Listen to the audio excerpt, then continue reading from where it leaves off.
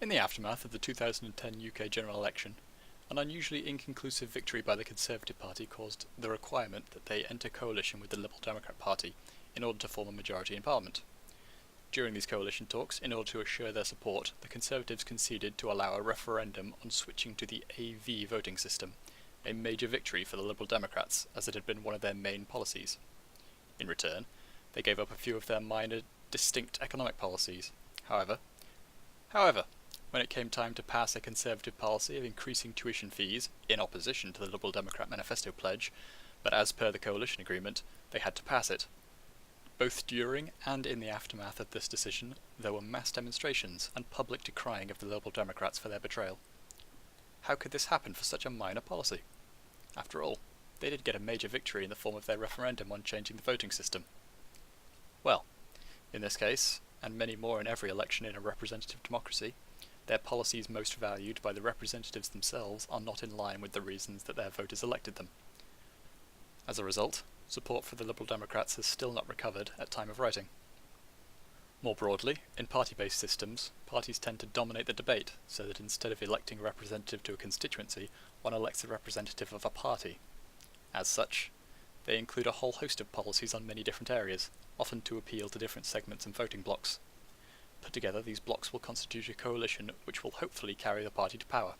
However, this results in a perverse situation that a party can be carried to victory in order to carry out policies which very few of the voters actually care about, or the reverse situation, in which many voters care about a policy, but because policies come as part of a package, this isn't well represented in the actions of the state. A prime example of the latter is Brexit, which despite enjoying majority voter support on a single issue, was not packaged with any of the three largest parties, who all actively campaigned against it.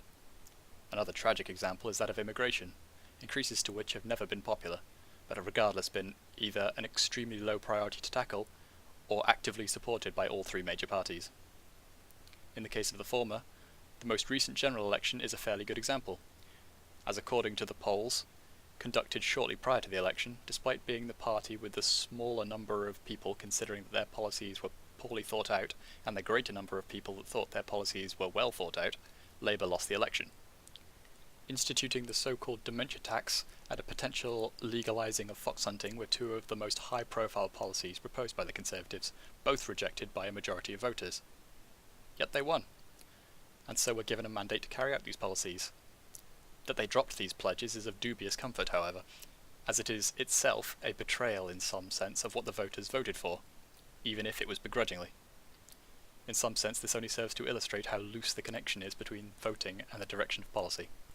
This is all to say nothing of a flaw which even manifests itself in a comparably democratically pure plebiscite, that of the weighting of views, either by interest in the cause or expertise, is taken out of the equation.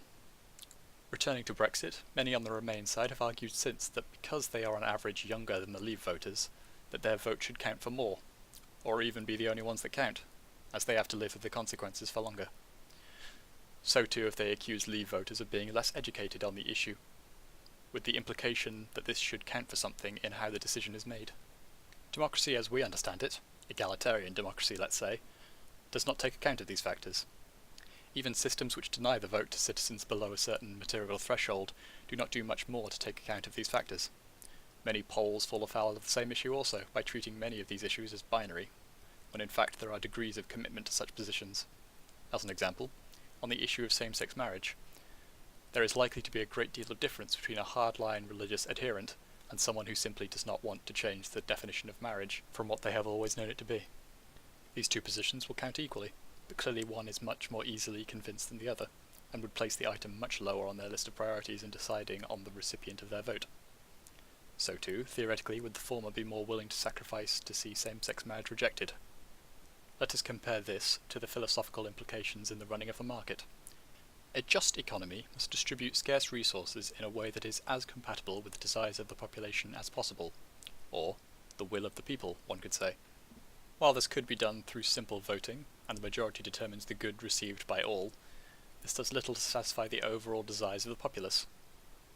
Even in the best case scenario of only 2 possible uses and 100% turnout, then 50% minus 1 may be left unsatisfied by the distribution. Instead, markets tend to split the resources and apportion them according to the weighted desires of the populace. If only one person desires one option, and all others desire the other, then it is possible, assuming the desire is strong enough to overcome the inherent inefficiencies with producing only one of the other item, rather than extending the production line of the original item by one. When an additional resource is introduced, there is the other layer of choosing between allocations and combinations of these different resources. If one good is more scarce than the other, then a greater weighting of the desire for it will be required to obtain it, so the people less desirous of it may, by extension, receive more of the less scarce resource. Of course, in reality, it is rare that a resource alone would be offered. Instead, we seek the output of combinations of resources, goods and services. So if the output we are looking to obtain is satisfactory or desired policy, then in what ways might we be able to achieve this end? Some options in the democratic direction will be discussed in the next video.